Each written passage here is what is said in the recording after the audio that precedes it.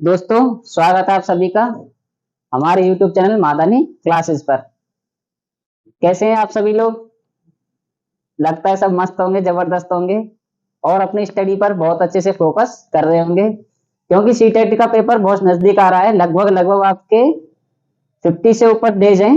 चलो आज चलते हैं अपने नए टॉपिक पर, अधिगम एवं अभिप्रेरणा। अधिगम एवं अभिप्रेरणा, क्या नाम है टॉपिक का? अधिगम एवं अभिप्रेरणा।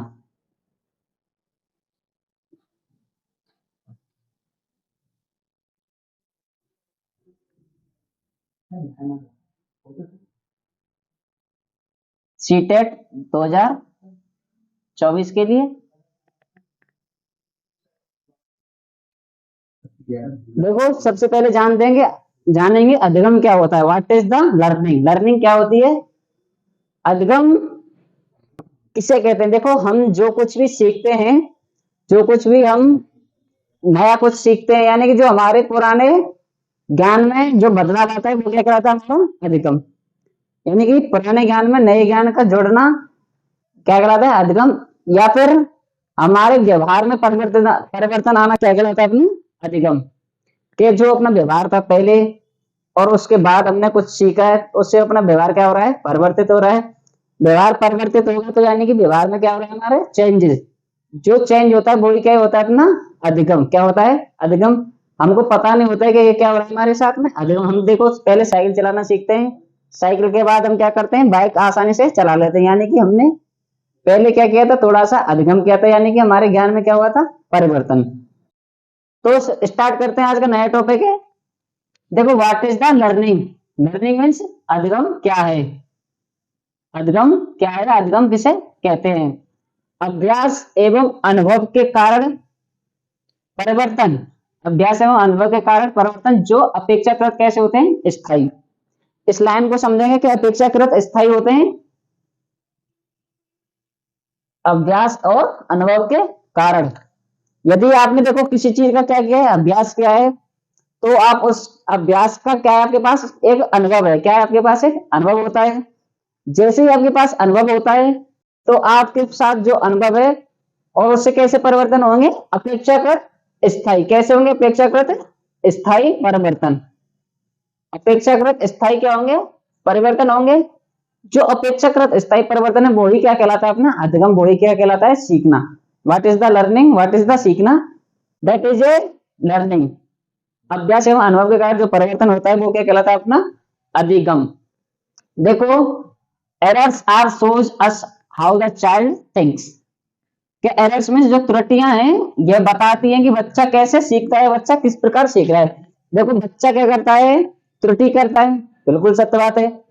जैसे बच्चा त्रुटि करेगा तो एक शिक्षक उसके अनुभव को, उसके अभ्यास को जानेगा कि बच्चा क्या कर रहा है? सीख रहा है, लर्निंग कर रहा है। तो दैट इज ए लर्निंग। बच्चा क्या कर रहा है? सीख रहा है। त्रुटियों के द्वारा बच्चा क्या करता है? सीखता है। फीचर ऑफ लर्निंग, यानी कि अधिगम के क्या फीचर हैं?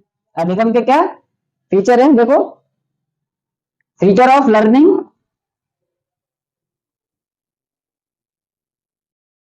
अधिगम के,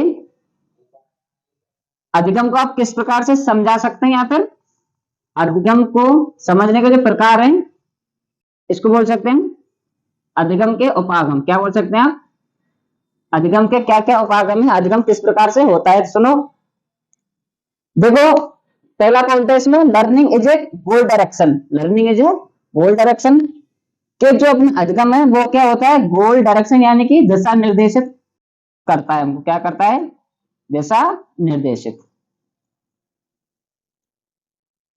के अधिगम से हमें क्या मिलती है? दिशा निर्देश मिलते हैं, जो हमें एक दिशा की ओर अग्रसर करता है। कि लर्निंग क्या है? दिशा निर्देशित होती है।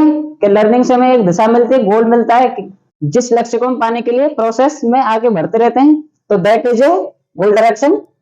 अधिगम क्या है? एक गोल डायरेक्शन व्यवहार करता है, यानी दिशा निर्देशित व्यवहार करता है। ठीक है। अगला है learning, second point, learning is an active process. Learning is an active process.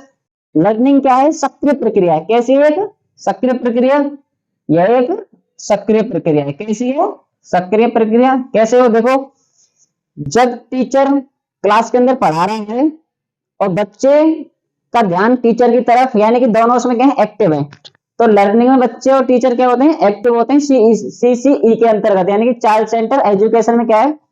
Teachers और बच्चे दोनों एक्टिव होते हैं और बच्चे को केंद्र बिंदु मानते हैं। तो बच्चे को क्या मानते हैं? केंद्र बिंदु। तो learning is an active process. तो अधिगम क्या है?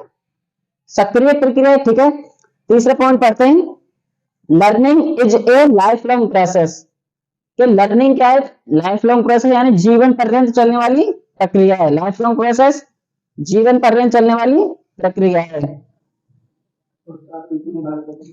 जीवन पर्यंत चलने वाली क्या है? प्रक्रिया है। इसका मतलब क्या है? देखो, जब से आपने जन्म लिया है तब से मृत्यु तक आप कुछ ना कुछ सीखते रहते हैं, यानी कि आपके जो अनुभव है, अनुभव के साथ में अधिगम होता रहता है। कैसा? अस्थायी अपेक्षाकृत स्थायी परिवर्तन, यानी कि अपेक्षाकृत स्थायी परिवर्तन, यानी कि चेंजेस होते रहते हैं अधिगम में। यदि ये स्थायी होता है डायरेक्टली तो इसमें कोई चेंज नहीं होता, तो अधिगम नहीं होता है। दैट इज नॉट अधिगम, that is not learning. Yes या नो? ओके, ठीक है, चलते हैं आगे। क्या learning is an active process and learning is a life long process. तो लर्निंग क्या होता है? जीवन पर्यंत चलने वाली प्रक्रिया है। फिर नेक्स्ट वन पढ़ते हैं, चौथा। Learning is a gradual. Learning is a gradual. Learning क्या करती है?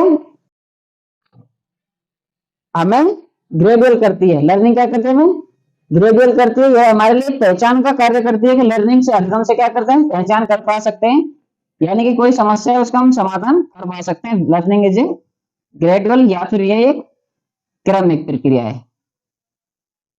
क्या learning is a gradual? Learning क्या है? एक क्रमिक प्रक्रिया। क्रमिक का मतलब क्या है? देखो, learning is a gradual process and its process is differently all others peoples, यानी कि एनी अदर्स पीपल्स के अंदर क्या होती है? यानी कि प्रत्येक व्यक्ति के अंदर वो जो लर्निंग होता है वो क्रमिक रूप से होता है, बट ये रेट सभी में क्या है? समान नहीं है। तो सभी में जो लर्निंग का प्रक्रम है सभी में क्या है? डिफरेंट होती है। कैसी होती है? डिफरेंट। सबके अंदर कैसी लर्निंग होती है? Different learning. तो लर्निंग इज ए ग्रेजुअल, क्रमिक होती है, लेकिन सब व्यक्ति के अंतर्गत क्या होती है? सभी में विभिन्न प्रकार की होती है। Learning is an individual process. तो learning is a individual process का मतलब व्यक्तिपरक। कैसी लर्निंग? व्यक्तिपरक प्रक्रिया है। लर्निंग इज ए इंडिविजुअल, व्यक्तिपरक। के जो अधिगम है वो सभी में डिफरेंट होता है, यानी कि सभी में विभिन्न विभिन्न प्रकार का होता है, क्योंकि सभी की बुद्धि कैसी होती है? डिफरेंट टाइप की। यदि बुद्धि डिफरेंट होगी तो लर्निंग भी डिफरेंट होगा, सीधी सी बात है। Okay, learning is A transferable. Learning is A transferable. के लर्निंग में क्या होता है? स्थानांतरण। लर्निंग में क्या होता है? स्थानांतरण। स्थानांतरण। इससे मतलब यह है कि लर्निंग में क्या होता है? स्थानांतरण होता रहता है। और लर्निंग में टाइप कितने? स्थानांतरण के कितने टाइप हैं? 3 टाइप्स। पहला टाइप से आपका पॉजिटिव, दूसरा टाइप है आपका नेगेटिव, और तीसरा टाइप है आपका zero. Positive transfer, negative transfer and zero transfer. Positive का मतलब है जो अपने पुराना ज्ञान है जो नए ज्ञान के रूप में क्या करता है? उसको कनेक्ट करता है, तो वो क्या कहलाता है? पॉजिटिव। जैसे कि आप बचपन में साइकिल चलाना जानते थे, तो साइकिल चलाना मोटरसाइकिल चलाने के लिए आसानी का कार्य करती है, यानी कि उसने क्या किया? Positive transfer. ठीक। नेगेटिव ट्रांसफर, जो पुराना ज्ञान है नए ज्ञान में क्या करता है? थोड़ा बाधा उत्पन्न करता है। क्या करता है? बाधा उत्पन्न करता है। कि आपने बाइक चलाना सीखा था, तो उसका मतलब क्या है? आप गाड़ी चला रहे हो, मान लो आप भारत में गाड़ी चलाते हैं और वही गाड़ी आप कहाँ चला रहे हैं? दूसरे देश में। तो आपको थोड़ी सी समस्या आएगी, क्योंकि उसमें क्या है? स्टीयरिंग लेफ्ट हैंड और राइट हैंड की तरफ थोड़ा सा डिफरेंस होता है। Okay, you know that. And zero type क्या होता है? Zero transfer. देखो, जब कोई अधिगम का जो पुराना ज्ञान और नए ज्ञान में बिल्कुल भी कोई अंतर नहीं होता है, यानी कि ना ही वो उसको सकारात्मक रूप से परिवर्तन दे रहा है, ना ही नकारात्मक रूप से, तो कैसी है? Zero transfer. ठीक है, नेक्स्ट अगला पॉइंट है 7। Learning is A social activity. के अधिगम में क्या है? सामाजिक प्रक्रिया चलती रहती है, सामाजिक प्रक्रिया होती रहती है। ठीक है, तो लर्निंग बहुत अच्छे से प्रभावित करता है, अपना जो सोशल है, जो एनवायरमेंट है, वो बहुत अच्छे से प्रभावित करता है। Learning should be meaningful. Meaningful का मतलब है कि लर्निंग कैसी होनी चाहिए अपनी, अर्थपूर्ण। कैसा अधिगम होना चाहिए, अर्थपूर्ण अधिगम। अर्थपूर्ण अधिगम होना चाहिए कि मीनिंगफुल, कि बच्चा जो कुछ भी सीख रहा है उसका कुछ ना कुछ अर्थ होना चाहिए। तो लर्निंग इज ए कैसी प्रोसेस है, learning is A meaningful process. फिर नेक्स्ट पॉइंट, लास्ट का पॉइंट है 9 number, unlearning is also a part of learning. Unlearning का मतलब है अनअधिगम। कैसा, अनअधिगम, यानी कि जो आपने अधिगम नहीं किया है। अनअधिगम प्रोसेस क्या है, एक लर्निंग प्रोसेस है, जो क्या बोल सकते हैं हम इसको, अधिगम बोल सकते हैं, अनअधिगम बोल सकते हैं, ठीक है। अनअधिगम प्रोसेस।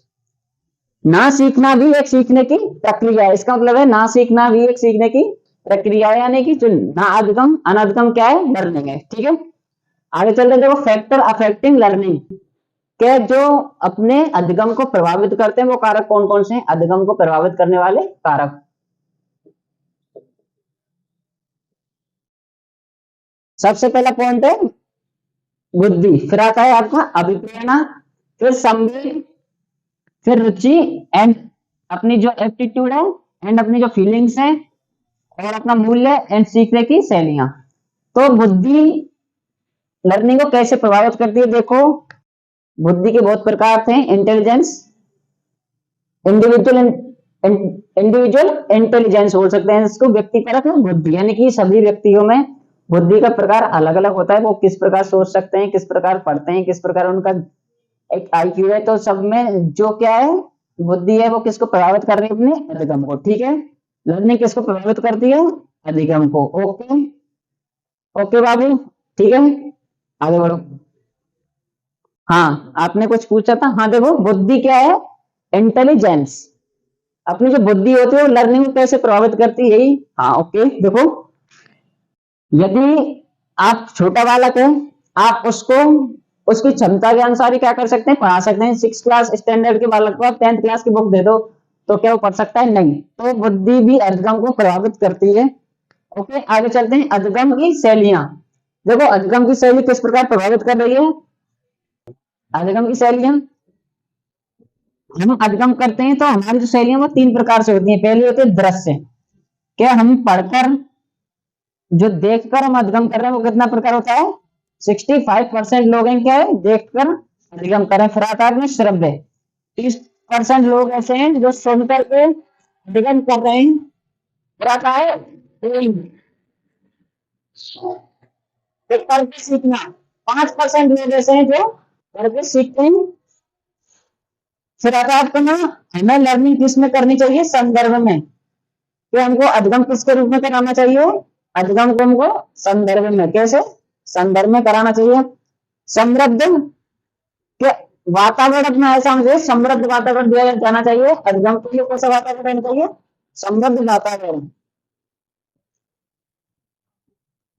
फिर आता है अपना समृद्ध वातावरण किसके लिए, अधिगम में समृद्ध वातावरण होता है, ठीक। तो जो अपनी अधिगम थी वो इस प्रोसेस के द्वारा कंप्लीट होती है। आपको यदि क्वेश्चंस पूछेगा तो कहां से पूछेगा, क्वेश्चंस पूछेगा अपना यहाँ से, फीचर्स ऑफ लर्निंग से। आपके लिए 4 पॉइंट आएंगे। पहला पॉइंट आएगा learning is a goal direction, बिल्कुल। Learning is an active process, बिल्कुल। Learning is a life long process, yes.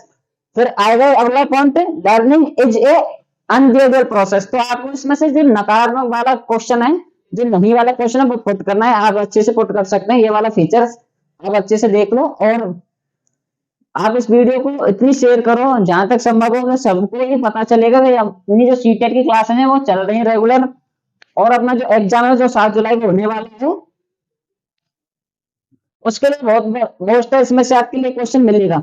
अभी आज कराएंगे नेक्स्ट वाला पार्ट, अभी प्रेरणा, तब तक आप इसको उतार लो, अच्छे से पढ़ लो, एंड लाइक करो और शेयर करो, चैनल को सब्सक्राइब करते रहो अच्छा लगे तो, ठीक है। और धन्यवाद।